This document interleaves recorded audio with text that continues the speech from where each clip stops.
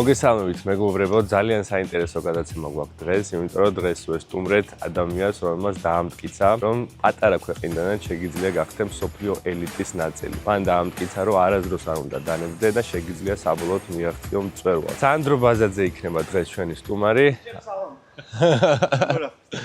კარგად. როგორ ხარ? თავით როგორ? აი თან წერდი სანდრო ბაზაძე იქნება ჩვენი სტუმარი და დაუცებ შემოყვეთ. მე მგონი ეს რო ჩავდა. ზუსტად იდეალურად დაეწყო. ვისაუბრებთ ფარიკაობაზე, ზოგადად ამ სპორტზე, ასევე სანდრო ბაზაძის კარიერაზე და მოკლედ ძალიან საინტერესო ამბები გელოდებათ წინ. არ დაგავიწყდეთ რომ გამოიწეროთ მანამდე ეს არხი და ლაიქოთ ეს ვიდეო და ასევე დავიწერეთ კომენტარში შემდეგ რომელი სპორტის სახეობა ჩავწერო ან ვინ მოვიწვიო სტუმრად. ეხლა კი შევიდეთ და იქნებ ცოტა ვიფარიკაო მეც. სანდრო, ძალიან დიდი მადლობა პირველ რიგში, რომ ჩვენი სტუმარი ხარ, უბრალოდ ჩვენ ვართ ჩვენი სტუმრები. ესე გამოდის. ძალიან დიდი წყვილი ალბათ ჩვენი დამსახურებაა მაგაში. რამდენი ბავშვი ვარჯიშობს ფარიკაობაზე, სხვა შორის პირველად ვარ აქ ამ ფარიკაობის დარბაზში და ვერ წარმოვიდგენით, რომ ამდენი ადამიანი ვარჯიშობს საქართველოში ფარიკაობას. პირველ რიგში მადლობა გიორგი მოსვლისთვის და ჩემი მოწვევისთვის. ძალიან კარგი საქმე გაქვს წამოწყებული და წარმატებებს გისურვებ. Ну, რაც შეეხება, კი, მაბედნიერებს ის ფაქტი, რომ რაღაცა ერთ ბავშვს მაინც მაგალითს ვაძლევ. და ეს ახლა რასაც უყურებ, ჩათვალე ახლა 2% არის 100%-დან, რაც ბავშვები დადიან, ძალიან მასშტაბური გახდა და დაინტერესებული არიან მშობლები და ძალიან მახარებს. რავი, ძალიან კაი სპორტია. რამე განსაკუთრებული მონაცემები ჭირდება, თქვათ, აი მოწყალბურ საქმეად მაღალი უნდა იყოს. Ну, სხვათა შორის კი, იგივე, ანუ სიმაღლესაც რაღაც ფრევა აქვს მნიშვნელობა, იმიტომ რომ აი ხელის გაშლა, აი რამდენად მიწვდები ხო ხდები? ყველაფერს აქვს ფიზიკური მომზადება გინდა, აი ძალიან მაღალ დონეზე. კარდიო ძალიან დიდ მოითხოვს, იმიტომ რომ ხელი ტანი მუშაობს ჩათვალე და ძალიან დიდი სისწრაფე გამოიყოფა თვითონ ფარიკაობის დროს და აი ფსიქოლოგიური მომენტი არის ერთ-ერთი ყველაზე მნიშვნელოვანი, იმიტომ რომ იმდენად სწრაფად ხდება თითოეული ფულის შესრულება, მაგალითად ერთ ფულს რომ მიაყენებ, შემდეგ გაქვს დაახლოებით 3 წამი რომ შემდეგი მოამზადო. ამიტომ ტვინი ანუ ძალიან მომზადებული უნდა გქონდეს სულ, ამიტომ რთულია. ეს არის საბერი, როგორც ვიცი. და კიდე როგორც ვიცი, ორი კი, სულ არის სამი სახეობა. ანუ ეს არის ხმალი, ქართულად. კიდე გვაქვს დაშნა და რაპირა. ეხლა ეს მეგონა მე დაშნავ. არა, ეს ჩვენაც გვიჭირავს, ეს არის ხმალი. ამ სახეობაში ვარ მე რა. ჩათვალე ხეს წესები იმდენად განსხვავებულია სამივე სახეობაში რა. მაგალითად დაშნაში ფეხში სოგიშვლი და ქულა არის რა და ჩვენთან ხმალში აი ტანზევით ხელები და მას თავშიც იწვევს. ანუ ფეხებში ჩვენთან არ იწვევ, ანუ რო შეეხები ქულა არ არის რა. განსხვავებული წესებია. სხვადასხვა სპორტია ჩათვალე, მაგრამ ფარიკაობის ნაწილია. ჩვენთან უფრო საბერი ალბათ პოპულარული, ხო? ნუ შედეგის მხრივ კი. აი როგორც მოვიძიე მეს, ყველაზე აგრესიული, სწრაფი და ეს დინამიური ხმალია. კი. ხმალობა და ეს ეთყობა სისხლში გვაქვს ქართველებს. რაღაცა წარმოგიდგენია ეხლა სწრაფით 1-10-ზე მოდიოდა ხო როგორც ისტორიული წყაროები და ყოველთვის და აი თუქსელჩუკებს ერთი 10 კაცი იყო ხომ წამოსული თუქსელჩუკს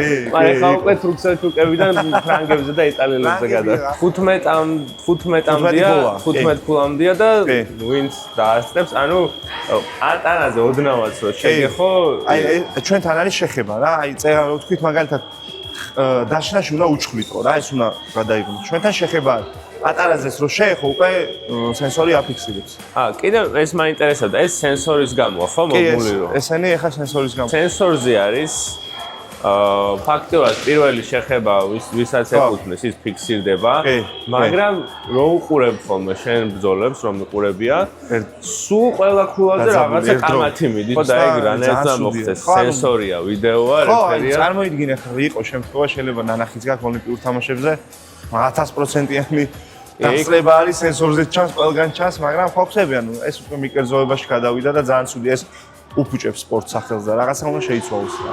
ნახე, მუხლები უნდა იყოს აუცილებლად ერთ დონეზე და წინა აი უკანა და წინა უნდა გაუსწორო ეს ზუსტი. ეს არის ალბათ სპორტსმენი ხარ ეგრევე უგებ აუ. ხელი გასწორე და მოხარე მუხლები. მუხლები მოხარე, აი ეს ხელი ცოტა. აი შვენიერია რა გინდა. შეგიძლია შენ სამოყვარულო დონეზე დაიწყო. ნახე, მე რო შეტევაში მოდიო, შენ მაქსიმალურად უნდა ეცადო რომ ჩემი ხმალი დაიფარო რა. დაფარო, აი ეს არის მაგალითად მესამე ფარო. ფარვა და პასუხი რა. შემდეგ აი აქეთ თუ გირყავ, უკვე მეოთხე ფარვა არის. ეს არის მეოთხე ფარო. მეოთხე ფაროა და პასუხი. ოღონდ პასუხი არ უნდა იჩქარო. შეიძლება, იმიტომ რომ ფარო აიღე მეოთხე შეიძლება ამაციო. მიხდი, ანუ მაქსიმალურად მეოთხე რო აიღე, უნდა იგზნო მომენტი და რამთავრე აქ დამარტყი. ზუსტი ძალიან ბევრი ნიუანსი. ესე როგორც ვთქვი, ჯობია სულ მაღლა გეჭიროს, ხო, ჯობია. აი მაგალითად თავის დაფარვა თუ გინდა მეხუთე ფარო აიღე. ეს არის მეხუთე ფარო. ხები? ეს არის ახლა ძირითადად დაცვა. იმდენი ნიუანსია ახლა ფარიკაობაში შველება ჩვენ 2 საათი არ გვიყოს. ეს დგომი წესია თუ გეხმარება? ეს არის წესი. ხუსლი. ახლა წინ წამოდი და ხუსლი პიკ. აი ესე, ყოჩა. ჩაჯექი ცოტა ჩაჯექი. აი ეს, აბა უკან წადი. უკან გაქვს რაღაცა მონაცემები გაქვს. ასვა გახსოვს რა გასწავლე? ფაროა. პასუხი გაჩერდი. აი ფაროას რო აიღებ, დააფიქსირე. პასუხი. მიდი, ფაროა, პასუხი. არიჩქარო, ფაროა, პასუხი. ეხლა მეოთხე ფარო. ფაროა, პასუხი. ფაროა. თავში გახსოვს? ფაროა, პასუხი. არა, გაქვს ნიჭი. ერთ თვეში უკვე აუღე ფარო. რამდენი წლიდან შეიძლება რომ ბავშვები მოვიდნენ? ნუ აი მე ცოტა გვიან დავიწყე სიმართლე გითხრა ფეხბურთელი და ხო ხტები საქართველოში როგორც ხდება 13 წლის ვიყავ. მაგრამ ნუ არ აღმოჩნდა გვიან მალე აუღე ალღო, მაგრამ 7 წლის გვიანი ითვლება? ნუ ანუ გვიან არ ითვლება, როცა გინდა მაშინ მოიყვანე ბავშვები, მშობლებს მიმართავ, მაგრამ რეკომენდირებულია მაინც 6-7 წლია. აი 10 წლამდე თუ შემოიყვან, უფრო კაია. აბა, შეტევა გააკეთე. ანგარ, ფრანგულად ამ საჯობა საერთაშორისო ანგარ, ბრე, ალე, წამოვიდა. სწრაფად შეგილია უკვე. და აქე დამთავრე. ყოჩა, ხავა წადი ხო უკან. აია, წადი. წადი, აიწყარო. შეტევა კიდე. ქვემოთ არ შეიძლება, ხო, გამოსაცი. შენ ძოლებს რო უყურებ სულ შეტევაში. იქითა ვარ ძირითადად. ანუ მე არც მინახავს რომ თავს იცავდე. დაიწყება თუ არა ძალიან აგრესიულად, ესე იგი მიდიხარ. მაქსიმალურად ვცდილობ რომ აი აქ უკვე მოვიპოვო შეტევა და მოწინააღმდეგე უკან გავუშვა. ვითარდება. მშობლებურ ადამიანს, კი. რომელსაც გამოსწევ ჩემნაირს მაგალითად. ხო. 15-მდე ხო? ხო. შანსი აქვს რომ ერთი ქულა აგიღოს. აი 0.01% ალბათ რა. იო, ეხლა შენი გულშემატკივრობა მჭირდება. მე როგორ თქო შენ არა. ეს არის ის საფუტი, რომელსაც სანდრო ბაძაძე გახდა მსოფლიო ჩემპიონი. თუმცა ჩუკებთან ნაომარი საფუტია. ევა, აი ეგრე ჩამოიხურე. აი. ხულა გინდა რომ მომაყენო? ხო.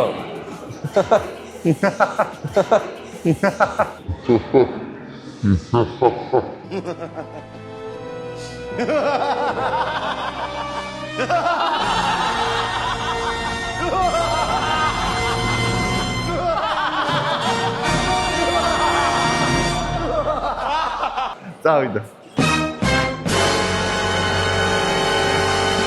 It was at this moment that he knew. He fucked up. პარტმანი მარტო თავში იმაში. ოკეი. აუ, ბრე. ალე. მანახე. სისტა. ნახე, ფარო ამიღე, მაგრამ მე დაგარ. მოხდა. 3-0. ცოტა მობილიზება. წავიდა. გაჩერდი, არ გაჩერდი, თორე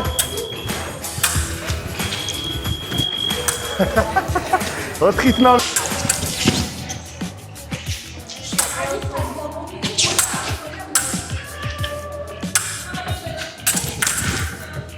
წავიდა. ვერ ბლოკავ რა.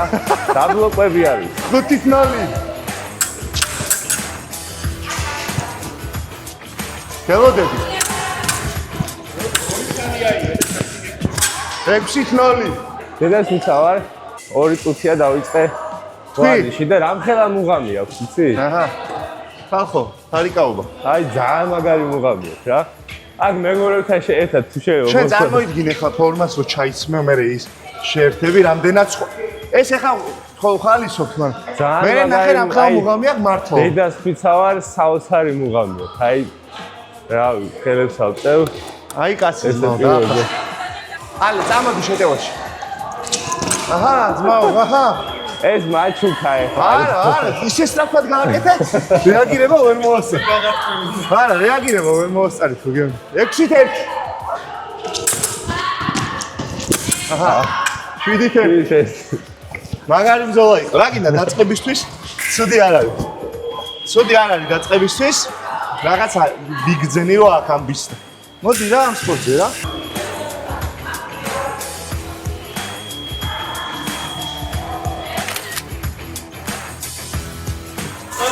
დაიცა. კი, სპორტსმენია რა. სპორტსმენი კაცია. შენ როგორ მოხდი ამ სპორტში, ეგ მაინტერესებს და აი როდიდან გადაწყვიტე უკვე რომ ეს არის ნამდვილად შენი გზა. როგორც ამბობენ და იძახიან, ცოტა გვიანი იყო, მაგრამ არანაირ შემთხვევაში არ იყო გვიანი, 13 წლის ვიყავი გიო რომ დავიწყე. მამა, ძმა, რა ვიცი, ჩემ გარშემო რაც კი ნათესავი მიყავს, ყველა ამ სპორტზე დადიოდა, იმიტომ რომ მამაჩემმა დაიწყო მწვრთნელობა დაახლოებით 20 წლის წინ. თავიდან არანაირი სურვილი არ მქონდა რაღაცნაირად. შემდეგ რაღაც აი შეჯიბრი რომ ვნახე, ჩემი ძმის საგულშემატკივრად მოვედი და ძალიან მომეწონა რა, ისეთი აქტიური სპორტი არის, ძალიან ჩამithრია და ძალიან სწორი გადაწყვეტილება მივიღე ჩემი აზრით. ისეთი სპორტია რა, აი მაგალითად ფეხბურთი შეიძლება ქუჩაში ითამაშო შემთხვევით, კალათბურთი იჭიდაო, ჩუბი მოგივიდეს და თქვა რომ შეიძლება საბრძოლო ხელოვნებებში სადო შენი თავი და ფარიკაობას ესე ვერსად ვერ გამოსცი რა და როგორ შეიძლება ბავშვი მოხდეს გასაგებია ხო ოჯახიდან ჩვენთან ახლა გავლენა ქონდა ამას და აი როგორ უნდა მიხვდეს ადამიანი რომ ამაში ნიჭიერია და ცადოს თავს. ნუ ეხლა რა ვიცი პირველ რიგში ნუ ადრე ჯოხებითაც თამაშობდით ხოლმე ბავშვობაში ეზოში მაგრამ ნუ ესე ვერ მოხდები ამ სპორტში. ალბათ უფრო აი ცნობადობა ჭირდება და უფრო მეტ აი შენ ასაკეთებ ეს საქმეს ძალიან ეხმარება ამ ყველაფერს. ძალიან კარგი ინიციატივა წამოვიწყეთ სკოლებში გავხსენით ბევრი წრეები და აი ამან გამოიწვია ეს პოპულარიზაცია და ძალიან ბევრი ბავშვები დადიან. ძალიან მოხიბლული ვარ. სხვადასხვა კი აი გოგოებსაც ძალიან მოწონდა, გოგოსაც ძალიან უხდება ეს ფორმაც. აი გოგოსთვისაც ბევრი გოგონა დავიდა. კი, გოგონები ძალიან ბევრი დადიან და გოგოებისთვისაც რავი ძალიან მისაღები სპორტია ხა. სპორტის სახეობები ხო ძირითადად ადამიანმა შექმნა, იმიტომ რომ ის ძველი თითქოს შეიძლება საშიში აქტივობებიც რაღაცნაირად იმის განხორციელება პოს თამაში და ეს არ იყოს სახიფათო. ამის გამოძახილი ხო არ არის ეს? კი, ალბათ ეს არის პირველ რიგში იმ საბრძოლო აი ბრძოლები, ომები, რავი, ხმალი ის და შემდეგ ადგავიდეს ადამიანი და დახვეწა რა, გამოვიდა და სპორტად აქცია. შეიძლება ჭიდაობაში ხარ მაგარი, შეიძლება რაგბიში გადახვიდე ცოტა გვიან. არის რომელიმე სპორტები, რომელიც თქვათ, რომელიმე სპორტსმენი, რომელიც შეიძლება ფარიკაობაში იყოს ძლიერი მერე მოსინჯოს თავისთავად. ტაიკვანდო მაგალითად, იმიტომ რომ ის გაწელვა, ის ვარდნი ბოქსი, იმიტომ რომ ბოქსში გიწევს მწვრთნელთან, ერთ-ერთზე მწვრთნელთან ახლა ბევრ სპორტში არ გაქვს ხორთაბრძოლო, ჩხუბში, ბოქსში, აი ბოქსში აი მწვრთნელ ძალიან ბევრ ვარდნებს აკეთებ ხვდები, ახაც იგივე სისტემა არის ჩათვალე, ძალიან უხდება რა, აი კარატე მაგალითად რეალურად რო ჩაურმავდე და რო ნახო ორთაბრძოლები და შემდეგ ფარიკაობა ბევრ მსგავსებას ნახავ. სისწრაფე კოორდინაცია, რეაქცია ძალიან მნიშვნელოვანია. კონცენტრაცია, ხო ხდები? ერთი უნარი რო დაასახელო, რომელია ის უნარი, რომელიც აუცილებლად უნდა გქონდეს მოფარიკავას. ეს არ ვიცი ხა იგი უნარია თუ არა, მაგრამ უნდა შეგეძლოს შეგუება წაგებასთანაც და მოგებასთანაც. ანუ ეს არის ჩვეულებრივი სტრესია, მოგებაც და წაგებას.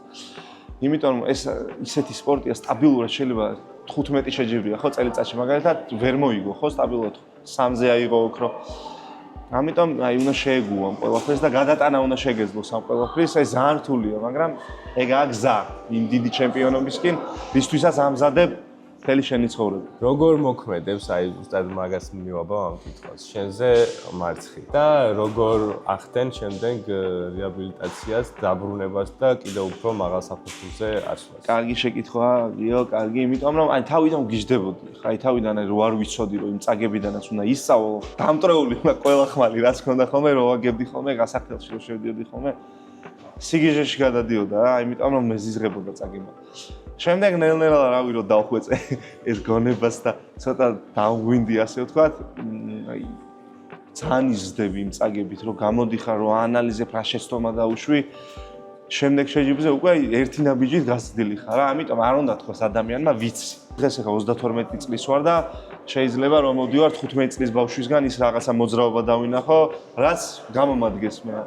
ამიტომ ყოველთვის ვისწავლობ და შევეგუოთ იმ წაგებას, რთულია, მაგრამ დამიჯერეთ რავი პატარებს მიმართავ რომ ეს არის ერთ-ერთი იმ გზის ნაწილი რაც უნდა გავიაროთ. რთული გზაა, მაგრამ სასიამოვნოა საბოლოო ჯამში.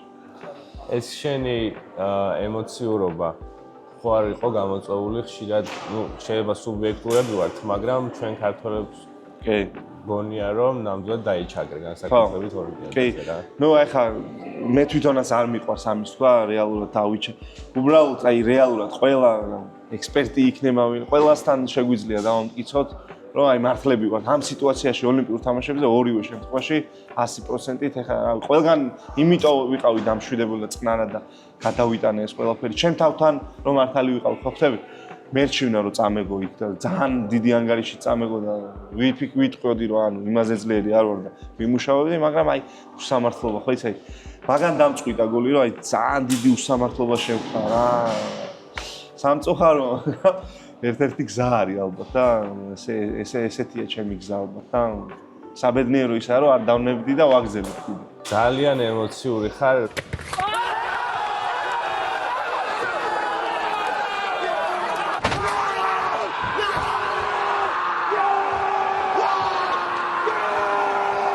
ყველა ქულაზე, ესე იგი, არა მარტო ფიზიკურად, ემოციურად იხარჯებს. სამწუხაროდ მიწევს. ეს ემოციურობა გეხმარება თუ შეიძლება ხელი შემშლი. ნახე რაღაც ადრე სიმართლე გითხრა მიშლიდა ხელს, გოლახტილი უნდა იყოს შენ თავთან ახლა რაც მინუსი გაქვს თუ არ თქვი ახლა ხო მიშლიდა ადრე, მაგრამ მე შემდეგ ვისწავლე, შემდეგ უკვე რაღაცა სამსახიობოშიც გადამდიოდა და იმ საჭთან თუ თავი დაუხარე რეალურად იმდენად არ მიყვარს ეს ხალხი არ მიყვარს ეს ხო არ არის იმის ბრალი რომ ფარიკაობა ჩემი გადმოსახედიდან რაღაცა ის ელიტარულ სპორტად ითვლება და ისეთი ქვეყნები როგორც ამათაც საფრანგეთი, იტალია ახალი წამოსულები ვართ ხო? პროტეჟეობა ხო არ არის რომ პატარა ქვეყნიდან ვართ. ნახე იქ თავიდან გრძნობდი მთელი ახალგაზრდობა. როდესაც შეხვდებოდი მაგალითად რუსებსაც ის ავტორიტეტი ჰქონდა და იმიტომ ორმაგად აღარ მიყვარს რა. ხო ხვდები? ჰქონდა და იყენებდნენ ამას რომ დიდი სკოლა ჰქონდათ ფრანგებს, იტალიელებს და მაგათ იჩაგრებოდი რა და რეალურად უწევდი ორთაბრძოლას. შემდეგ უკვე რომ იმუშავე რეიტინგში ავედი მეხუთე, მეორე, პირველზე რომ გადავედი უკვე გერიდებოდნენ. ხო ხვდები? იმიტომ რომ რეალურად იმდენად აშკარად უგებდი ხოლმე ბოლოს უკვე მაგრამ ოლიმპიადა იმდენად სტრესულია ხო ხვდები ანუ თითო ქულასაც ძალიან დიდი მნიშვნელობა აქვს რა იქ უკვე ერთ ქულასაც რო წაგართმევენ ცოტა ფსიქოლოგია ხო ხვდები უბრალოდ ძალიან არ უნდა მოგშალონ რა რომ ბოლოს აღარ გქონ თავი რო აღარ გაქვს არაფერს ახლა მესამე მაგალითად ტოკიოს ოლიმპიადაზე რო ნახევარფინალში რო წამაგებინეს ბრინჯაოს მედალი უნდა ამეყო იმდენად დამრჩა გონებაში ის ნახევარფინალი რომ ვეღარ მივიყვანე ორთაბრძოლობა. სულ იმაზე ვფიქრობ. რატო ახლა ბრინჯაოს მედალი ცუდია? ოლიმპიურ თამაშებზე უდიდესი მედალია. ეგა ფსიქოლოგია. ამის შემდეგ დავიწყე ფსიქოლოგთან და ძალიან დამეხმარა. ჩემი ფსიქოლოგი ადლიერი ვარ მისი და ბევრ რაღაცაში ჩამომაყალიბდა.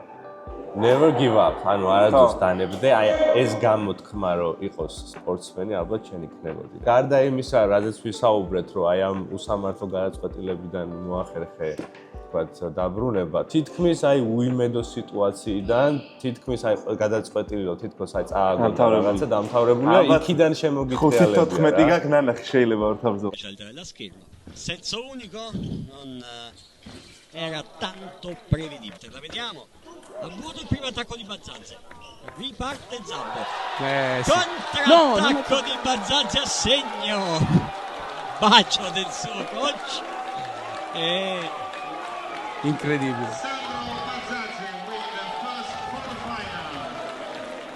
Sandro Bazzanze ribalta un match che sembrava მებრძოლი უნდა იყო რა არა აქვს მნიშვნელობას რომელ სპორტში ხა ის ბრძოლა შეიძლება არ ჩანდეს გარედან რა შიგნიდან უნდა გქონდეს როდესაც შენ შრომობ შენი თავის წმენა ხო მოგდის რა ანუ წამს შენი თავის და ჯერა რა ის შრომა შედეგს ოდესღაც ხო გამოიღებს შეიძლება 1000 შეჯიბრი გაიარო და 9 ჯერ 999 ჯერ წააგო ის ერთი მოიგო და იმდენად სასიამოვნო და გემრიელი იყოს რომ გადაფარო ყველა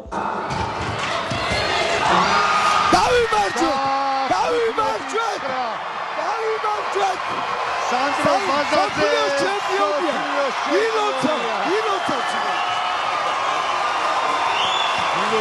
ილოცავს ყველას ილოცავს Sandro ილოცავს Bazzanze საქართველოს ილოცავს ყველას ისტორიული მომენტი ქართული სპორტის, ქართული ფარიკაობის. სანდრო ბაზაძე მსოფლიოს ჩემპიონი. დისციპლინა რო ავიღოთ, мотиваცია და ნიჭი. აი როგორ გაანაწილებდი ამ პროცენტებს?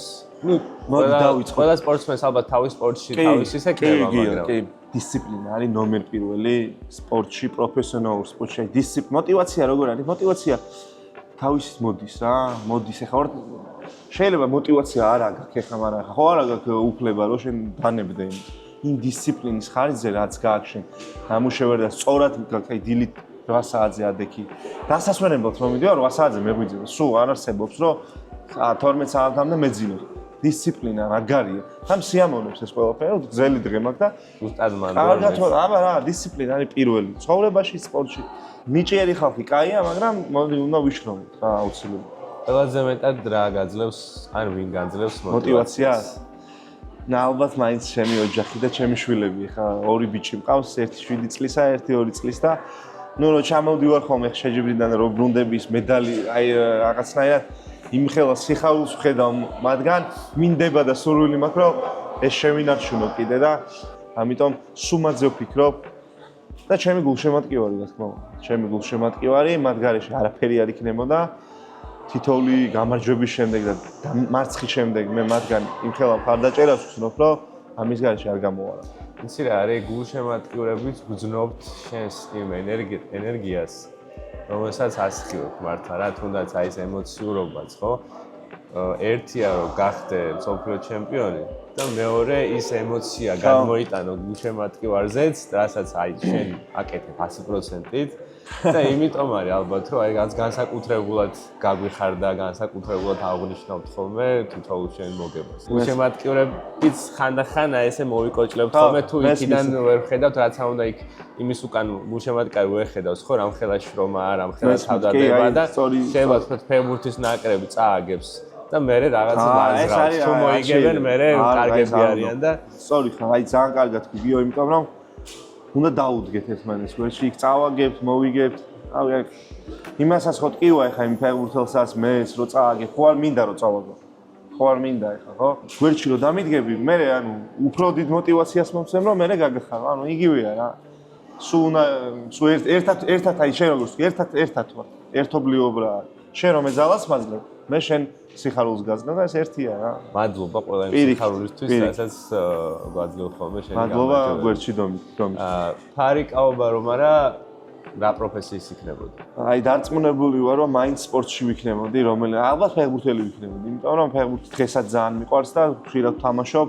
ცოტა მერიდები ახლა ტრავმების გამო, მაგრამ რომელ პოზიციაზე იქნებოდი? რავი, თავდასხმენი ვიყავ. როცა თამაშობდი, თავდასხმას თამაშობდი. რთული მეტოქი ან შენი ყველაზე რთული შეხვედრა რო გაიხსენო, ვინ არის? არონ ზილაგი ეს უნგრელი და ოხ სანგუკი კორელი. ძალიან ძლიერი სპორტსმენები არიან, მაგრამ საბედნიეროდ ბოლო პერიოდია ჯაბნი ესე ვთქვათ. რაღაცნაირად გამოვთვალე. სწავლობ ხოლმე თითოეულ მოწინააღმდეგეს. კი, აუცილებლად. აი უბრალოდ რა არის რთული ამ სპორტში შეიძლება გამოთვალო და გამოხვიდე და სხვა ტაქტიკით იყოს რა. კი, გიწევს გამოთვალ, მაგრამ მაინც რეაქციებზე და მომენტებზე არის დამოკიდებული ეს სპორტი.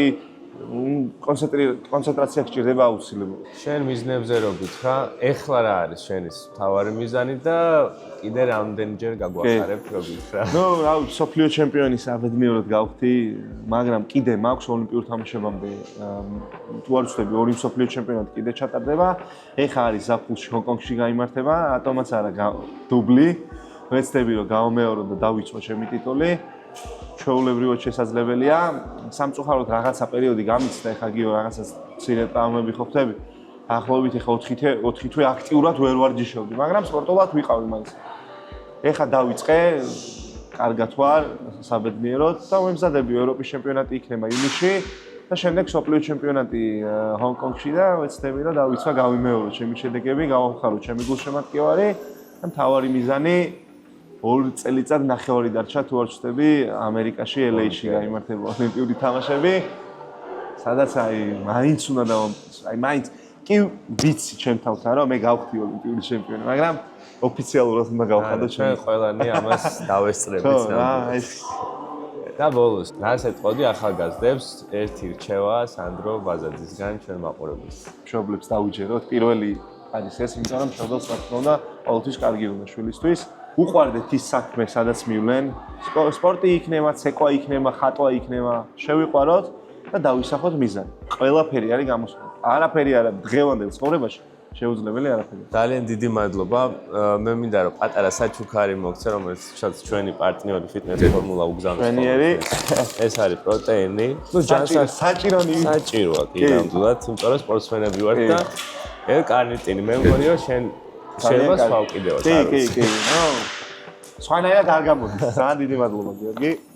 ერიკით, მადლობა შენ რომ იყავი ჩვენი სტუმარი. ძალიან ბევრი საინტერესო რაღაც ვისწავლე ახლა შენი მოსმენით და იმედია რომ გაუზიარებ ამ გადაცემით ჩემს მაყურებელსაც და არ დაგაუზდეთ რომ გამოიწეროთ ასევე ჩემი არხი, დალაიქოთ ეს ვიდეო, დამიწეროთ კომენტარში შემდეგ ვინ მოუწვიო, ან რომელი სპორტის სახეობა ჩავწეროთ. ძალიან დიდი მადლობა. მადლობა გიორგი. მადლობა.